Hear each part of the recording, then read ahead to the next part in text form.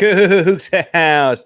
Houston Cougar football joined the Big 12 officially this week. The practice is starting. It's all really happening. And there continues to be more and more news out of what is coming in the conference. Let's jump on in. You are Locked On Cougs, your daily podcast on the Houston Cougars, part of the Locked On Podcast Network, your team every day.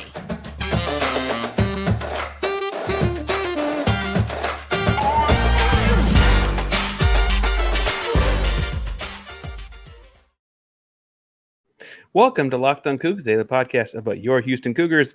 I'm your host, Houston-born teacher and coach, Parker Ainsworth, here to break down all things Cougs. If you're a UH fan or just a hater can step by, please be sure to subscribe down below. That way the latest on Cougs in your newsfeed each and every day. We appreciate you making Locked On Cougs your first listen of the day. And welcome back to the YouTube channel. It is good to see you again.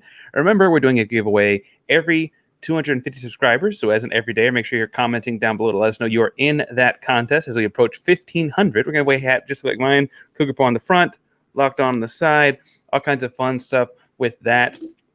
I'll be giving that away at 1,500. Make sure you're commenting down below to let us know you're in the contest. If you get the end of the episode and you're tired of talking about the Big 12 and all the things that are changing as Houston enters the Big 12 in football, and you don't know what to say, tell us how you like your eggs cooked. All right, so a lot of fun stuff to talk about. First, talking about the latest in the expansion news, because that seems to be a never-ending news cycle, although news is in air quotes. We'll talk more about that in the course of that segment. Second segment I want to talk about, is this fair? A listener reached out via DM, and we went back and forth and found some interesting stuff.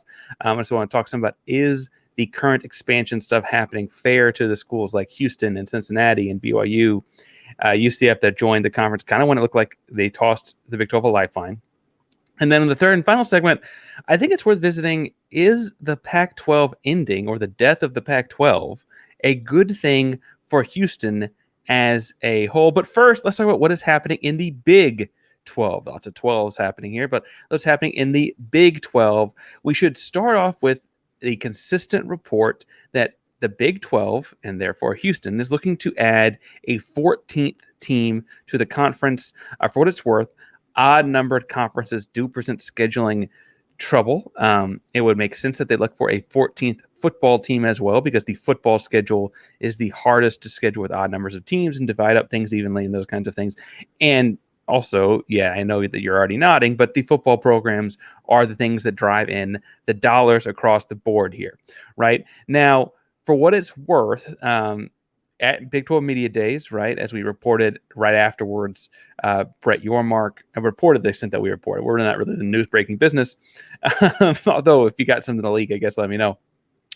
Brett Yormark did say that day the goal in expansion, now that they have 12 teams from 2024 moving on, has always been about value. How does the new program, the new athletic program, add value to the Big 12? For what it's worth, if I'm looking at the landscape right now, Pac-12 teams are going to inherently add more value. So I'd imagine if you're looking at these teams, the rumors you're seeing around Pac-12 teams are more significant, if for no other reason than that we've seen and heard Brett Yormark say he wants those valuable programs. The other thing that worth keeping in mind in all of this is that Brett Yormark has said in the past his goal would be a conference that stretches coast to coast and that truly does take in each time zone. Well, obviously the Pac-12 being the Pacific Coast, right? Like that's out there where the theoretical ads could be in the Pacific time zone. So I think that that's why that has the most traction. The UConn stuff, I think, is real, and I think there is some possibility of adding UConn. I think will be a couple things here from what I'm seeing. There's a possibility, it looks like, being floated out there about adding UConn as a basketball only, or that is to say, in far as revenue sports go, a non-football school. We know that Brett Yormark likes big cities. He added Cincinnati and Orlando. Provo is near Salt Lake. Obviously, Houston. Boulder is just outside of Denver, Colorado. UConn is commutable to New York. It helps bring in that northeastern market. We know that's where Yormark is very comfortable. That said, I would imagine if it's not a without football deal, which does not help the 14 football team issue that they want 14, right? if it's not a football deal, I would imagine there's some like you need to invest in the football program this many dollars by this date and prove it by these ways or whatever to show they're going to invest in making themselves a Power 5 football program. I don't think Brett Yormark can look at their current football program and deem that as valuable, given how much he has stressed the idea of value. But I don't think that there's just smoke and no fire there with UConn. I just think it'll be a potential 15th school that does not have football or something like that in the Big 12 independent football program, the FCS or something, the way Georgetown does not play FBS football, right? The one thing I think that is smoke and fire is Arizona. Couple things here. One, The Athletic has reported, right? That's a fairly large publication. We're not going to report if it's not. The Arizona schools have connections to the Pac-12, but are waiting on the media rights deal. Earlier this summer, the president of the university, not just an athletic person, not just a booster, a football coach, or a donor or something, the president of the university says it's going to come down to dollars and cents, right? Starting in 2025, all Big 12 schools make a minimum of $31.7 million. And once you factor in different units for different qualifications from the conference, you're going to look at more like closer to 45, 50. It'll be hard for me to imagine that the Pac-12 is currently looking at those kinds of dollar amounts as it stands.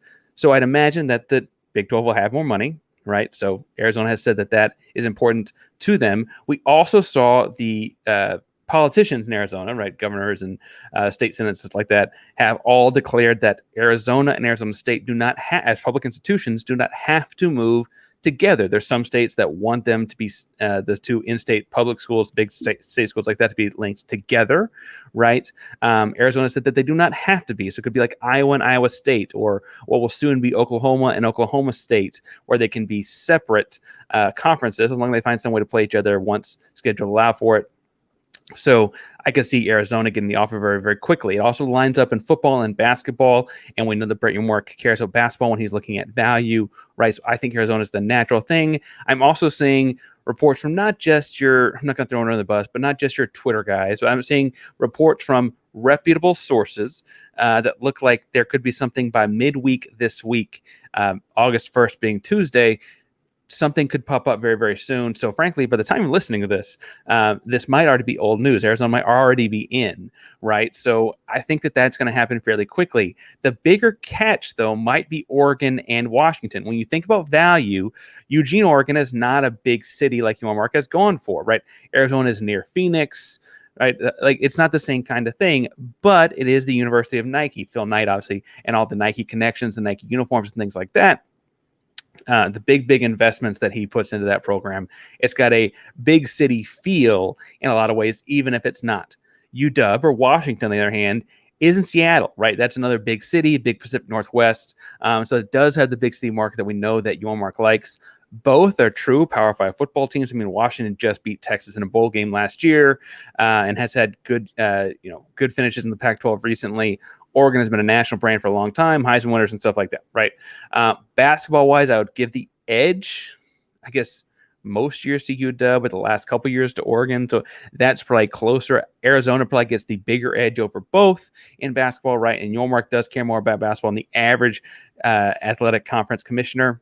But with that said, I imagine that that's like the next tier as far as like what you could see happening. The one thing that I admittedly don't think will happen in the near future, because of waiting for dominoes to fall, will be University of Utah and Arizona State, because I feel like what will happen is the Big 12 will extend invitations to those after reading things, after they get a no from Arizona, Oregon, and Washington. And if they can figure out the timetable on that to fit in when it still happens before the Pac-12 has a media rights deal, then you could see some movement with Arizona State, I should say, or Utah, because they're not quite the same giant name brands. Arizona State is not the same size brand as Arizona. It's also not the same quality when you look at like value, not the same quality of a athletic investment, I'll say, right, from the school. And then Utah, while it is in the similar market, it's in Salt Lake City proper, I guess, a little different than BYU. When you're looking to add value to the conference, I don't know how much value Yormark can see in adding Utah when it's so much like BYU, which he just added, but BYU is so much bigger because of the church.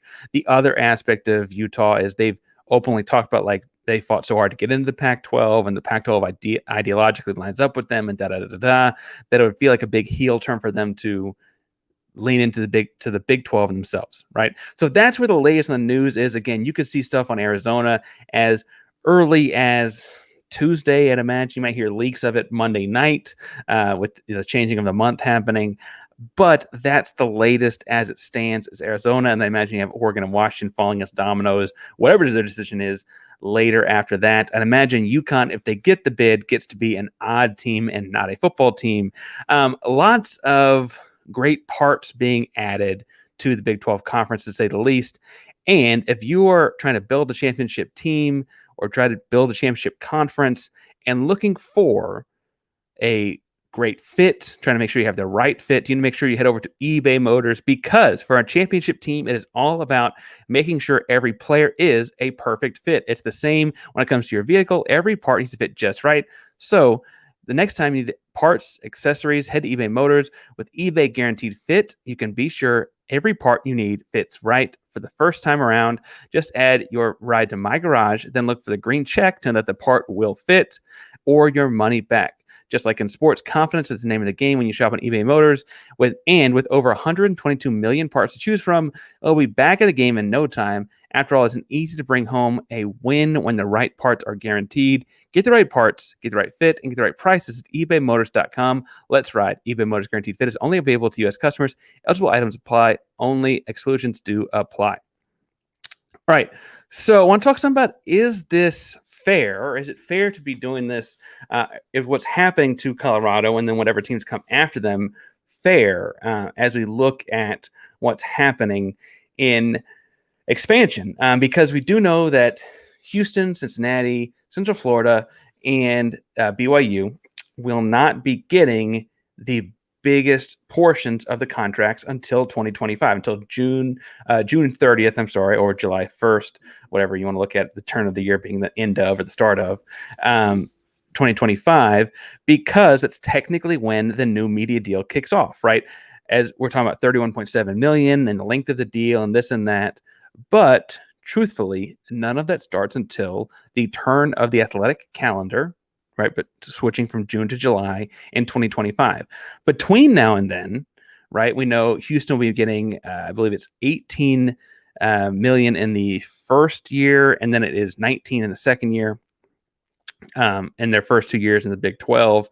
Part of that because the Big 12's TV contract leading up to 2025 did not include schools like Houston, Cincinnati, and all those schools in it. This first year, we have 14 teams in the Big 12. The Big 12 designed at first have, in this TV deal, 10 teams. So it's like part of the deal there. Admittedly, part of the kickback is coming from the exodus of Texas and Oklahoma, right? So the fact that there is money to pay these 4 schools is in large part because those schools are getting the conference paid by going early to the SEC. They're leaving after the 2023-24 school year, right? And going to the SEC. The SEC is paying for that to happen, and that money's coming into the conference to then get distributed amongst the schools a little bit more evenly. All these schools are getting full rights deals because of the pro rata in 2025. That means they sign a 13th school in Colorado, they're going to get the full 31.7 in 2025, right? If they sign Arizona into the conference, they get the full pro rata deal, 31.7 as a million as a minimum in 2025. However, the discrepancy in what might not be fair is in looking at what each conference, or each school, new school to the conference, I should say, if I'm tripping on my words there, I'm sorry. Each new school to the conference gets in 2023-24 and 2024-25. And those 2 athletic calendar years before the new TV rights deal goes into effect, what do the new Big 12 members get? Because frankly, I remember Houston and Cincinnati and Central Florida, as schools leaving the American, had to pay out to the American Athletic Conference $18 million in exit fees. Now, that was a negotiation. It was originally $45 million. The American was happy to change the numbers up a little bit because they're getting new schools as well, and right?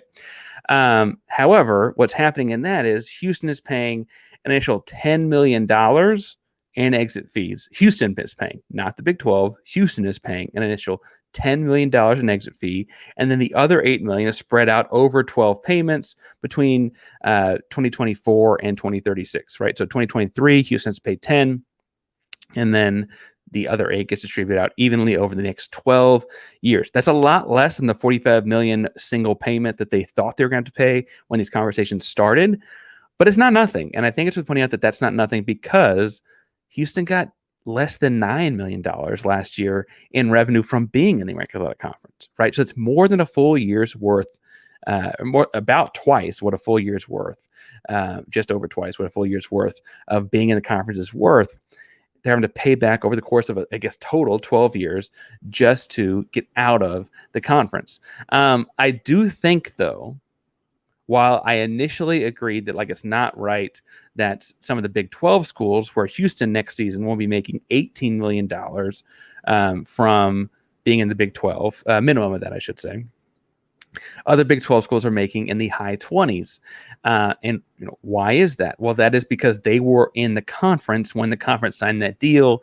The TV rights companies, ESPN, 4 letters, knew what they were getting into, and they pulled in the Big 12. They pulled in those schools. They didn't know they were getting Houston or whatever. So I knew that it'd be a little different. It might be a little bit more, a little bit less. The difference might be more. It might be a little bit less money for Houston than I would have wanted or thought. But I understand that that is part of the game. What I don't necessarily appreciate, and what I think is interesting, the deeper you dive into this, is that the Big 12 is not paying for Houston to come. The Big 12 is not paying for Cincinnati, Central Florida, or BYU to come. They don't have to pay for Colorado to come because there's no exit fee, because there's no guarantee of rights or gift of GOR from Colorado and the Pac-12, because there's no media deal for them to have the rights to, right? So the Colorado and any other Pac-12 school can jump for free. Houston wasn't in that boat, and instead of paying for the $10 million or the 18 or whatever portion of it, the Big 12 was making Houston pay all of that. And frankly, it's easy to forget now, but a couple years back when Houston and Cincinnati and Central Florida all were eager to jump to the Big 12, the Big 12 needed them as a lifeline. The Big 12 needed them to survive. The Big 12 looked like it was going to die. There are all kinds of think pieces out about the death of the Big 12 under under Bowlesby. I'm about to say Dodds. I was about to say Dodds Bowlesby, wasn't I? Yeah. Anyway, about the Big 12 was going to die under Bowlesby because Texas and Oklahoma were going to leave the SEC, and it was just going to be, in the water, nothing left. An 18 conference can't really survive in modern college sports. And the 4 schools joining next season, including Houston, signed up to help.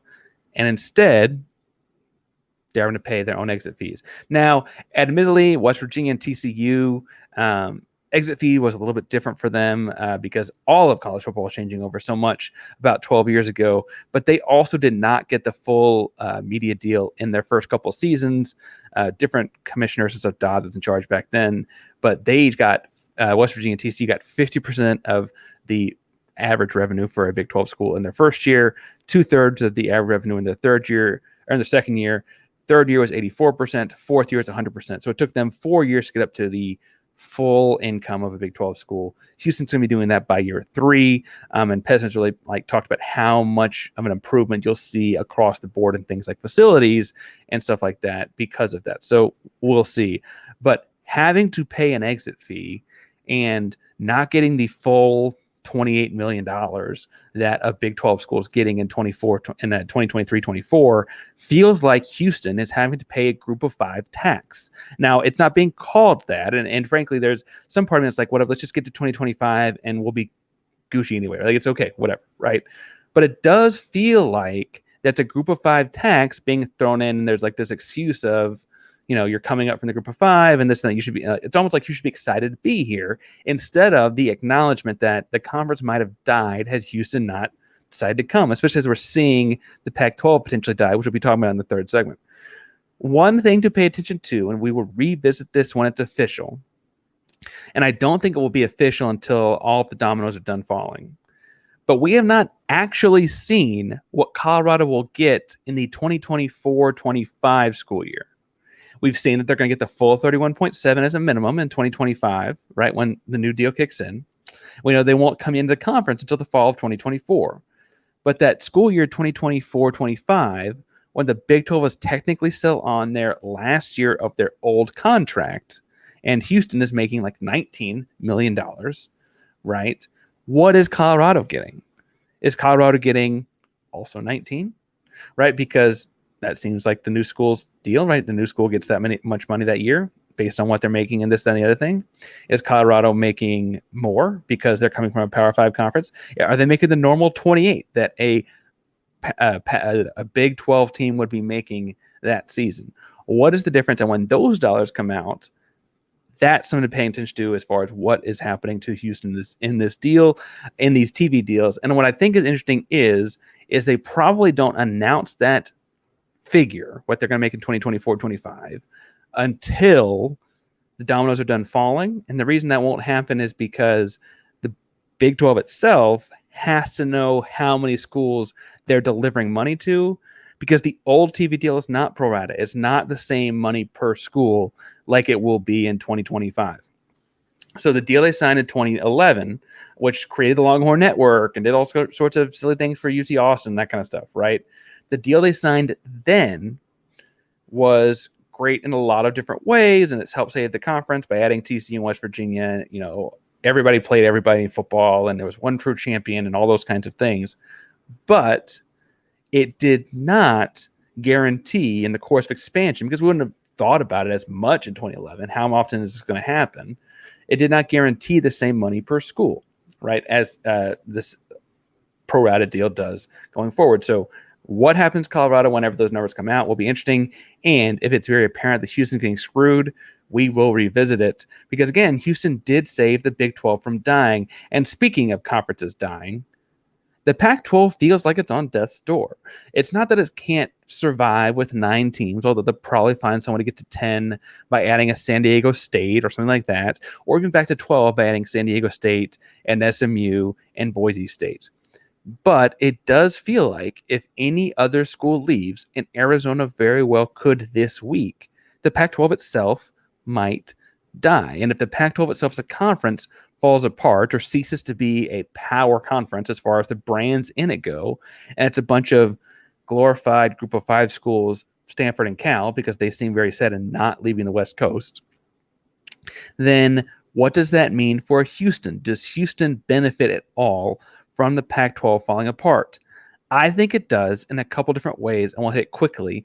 But if you want to hear more about this, if this is something that's kind of your jam, tell us in the comments down below. We'll maybe expand on this thought in a later episode. We have football games coming up. Obviously, it starts September. We got some time to tune on them, so who knows, right? First, I think it helps Houston and the Big 12 because it opens up a bunch of West Coast schools looking for, if they're looking for a Power 5 conference, right? If the Pac-12 is no longer a power conference, that's a whole region of the country and quite literally a whole time zone of the country that is looking for a power conference, right? In the old days, it felt like you had like the SEC and the ACC and the Big East kind of taking over the East Coast. You had, Middle America was taken up by the Big 12 and the Big 12 and the Big 10, and the Pac-12 kind of operating on the West Coast. If you're losing that West Coast, whatever you think about the rest of the country, if you're in the West Coast, suddenly those schools are going to be looking for jumping into a conference because they want the Power 5 dollars, the Power 5 resources, the Power 5 exposure. It's all those things that Houston wants when they join the Big 12 as well.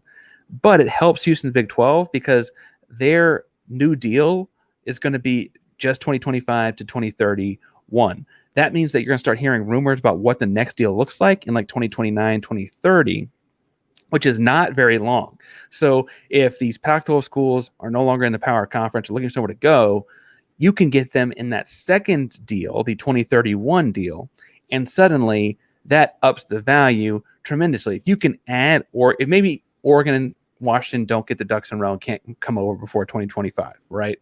But then suddenly the Pac-12 is not worth anything to them and they're looking to get out. 2031 happens before you know it, and you're looking at that happening before a lot of other conferences are also renewing their contracts.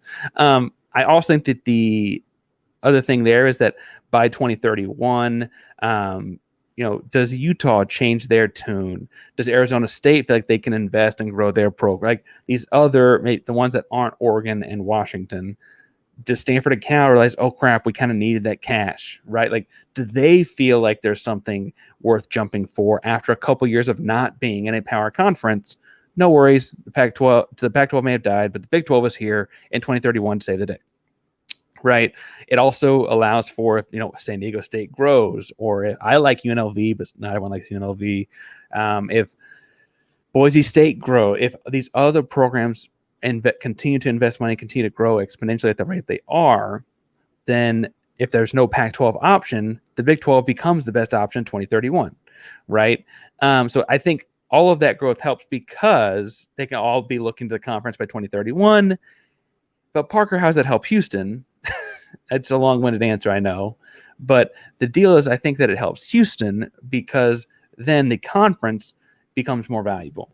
The conference becoming more valuable means there's more money invested in these TV deals, especially when you look at, like Brett Yormark has already said, the 2031 TV deal could very well be a football separate, basketball separate kind of revenue sport deal, like separate thing. Everything could be a little bit different. And if everything's a little bit different, then suddenly, right, Houston as a big time basketball program in the state of Texas and the football, savviness that is Texas, all of that put together can put Houston in a great spot for both halves of that conference. And also the conference itself will be pulling in a lot of money from a lot of different angles. All the money coming into Houston builds things like facilities, pays people like coaching staffs, right? Pays for recruiting experiences, right? We know Houston can sell itself. Houston's a great city. It's a great place to live. It's a great place for, especially as a college age kid, to come in. It's the NIL money continues to be something we're building up as the programs grow. All of those things I think are worth noting, and that if more money continues to pump into the programs and there's going to be a big jump in 2031, then by 2033, 34, once that money's being spent and all those things are being built, you're going to see even bigger jumps, even bigger leaps in the programs across the board. That's all the money side. The other thing I think is worth really interesting is if there's no Power 5 programs or less Power 5 programs on the West Coast. I always look at this from a recruiting angle because I am a coach at heart, right? You look out there and you look across up and down the West Coast. If the only air quotes power programs are USC and UCLA, that's only 170 scholarships for the entire programs in football, right? That's a lot of kids out there that are Power 5 talent looking for Power 5 programs. And that's when Houston can go snatch some the same way people keep snatching up Houston kids, right? And that's across the board. I mean, you look at the basketball program, Jacob McFarland is a West Coast kid, a California kid. Mercy Miller is a high-end prospect, committed to Houston, senior in high school this year, but committed to Houston for next season, the 2024-25 season. High-end prospect. He's a California kid as well. Like, you can start to see, like, they're starting to lay those roots down already. If there is no Power 5 conference out there, no power conference out there, it would be less than 5 at that point. If there's no power conference out there, then suddenly we'll start turning what's happening with all of that. I think that's all good for Houston. If you think differently, tell me down below. Thank you all so much for tuning in today to Locked On Cougs and making Locked On Cougs your first listen of the day each and every day. And as an everydayer, remember to reply with hashtag everyday in the comments, or hashtag everydayer in the comments, I guess, whichever. And ask a question. That's how we got to the question about are things fair? Everydayer Rusty has listened every day since the start of the show, asked about, is it fair? What's the deal with these finances? I think it's more fair than looks on the surface until we see more about Colorado, right? And that's how we got to that the question of being a whole segment. We'll answer questions at the end of episodes, if not before, so make sure you say hashtag everydayer, and we'll be sure to get to them by the end of the episode. We might even fit them into this little spot here at the end for just you and me when not everyone else gets to the end, right? Thank you all so much for tuning into Locked On Cougs today. If you're looking for a second listen and are excited about the Big 12 and all things coming, I'm going to recommend Kevin's show, Locked On Buffs. They talk all things Colorado. Obviously, that's an exciting time to be doing a Colorado show, so go check them out as well. Locked On Cougs is a proud member of Locked On Podcast Network. That means your team every day. Go Cougs. I didn't really factor in the Cougs thing not showing up on the background. Yeah, we'll see. Anyway, go Cougs.